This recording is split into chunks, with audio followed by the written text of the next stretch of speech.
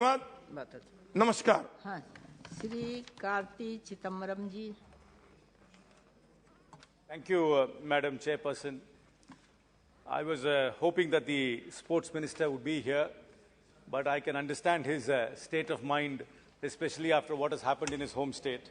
So I'm sure somebody else will take notes on his behalf. Madam, we are not a sporting country. We are not a sporting society. If you think back, does any family, if you look at the family activity, what do families indulge as a family activity? They would perhaps go out and eat at a restaurant, or they would go to a temple together, or they would go watch a movie together, or they will go and shop together. We rarely see an entire family playing sport together. Have you ever seen a mother, father, and two young children actually playing sport? This is not part of our society. Sports is really not part of our society.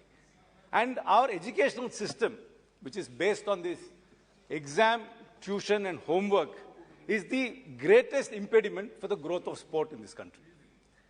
I have very few concrete suggestions, which I hope the government will take into account.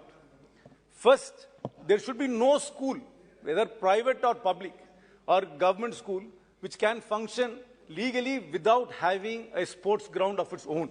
That is the first step. We must give access to playing fields. There are so many schools in this country which are in building blocks without playing fields. Second, physical education teacher is compulsory in every school, and he must be given the respect the maths teacher gets. He must be given the respect that the chemistry teacher gets.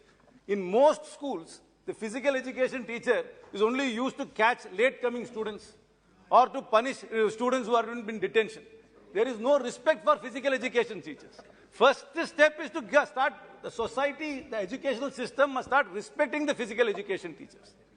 Third, see, as we are an exam-oriented society, the only way to make sure that sports is compulsory is to say that if you do not meet certain physical criteria, if you can't run a mile in, say, 8 minutes or in 6 minutes, you can't write your board exam. And if you have to write a board exam and you have to pass the 10th standard board exam or a 12th standard board exam, you must have compulsory physical education as part of a subject. And if you do not meet that physical condition, you cannot write the board exam. Until you make it compulsory, in this country, no mother will send their daughters to play. First of all, they will say, you'll get dark, so don't go play sports. That is again another cultural thing. You'll get dark. That's why most children are overweight, because they do not play sports and they are caught into this vortex of exam, homework, and tuition. And the only way is unless you make sports compulsory and a certain sporting standard you have to be met in order to pass the board, to write the board exam, people will never take it seriously. Madam, I want to tell you something else. Please don't build large stadiums. Building of large stadiums is the biggest waste of money. We hardly use stadiums. If you do a proper audit and you check how many times a stadium is used where it is full capacity, you will realize it is used very, very minimally. Please do not build stadiums in this country. Please build smaller stadiums which can be dismantled after a sporting event and moved elsewhere. We do not need large stadiums in this country. And please, let us also make sure that the existing big stadiums are converted into training centers and sports hostels. The government must conclude an audit of all large stadiums and submit a report to this August House. Madam, another thing is, please start hiring sportsmen in the government institutions. Sports recruitment is very, very low. Most sportsmen don't become IPL players and do not get endorsements. They have their playing career and their playing career ends and there is no social security for them.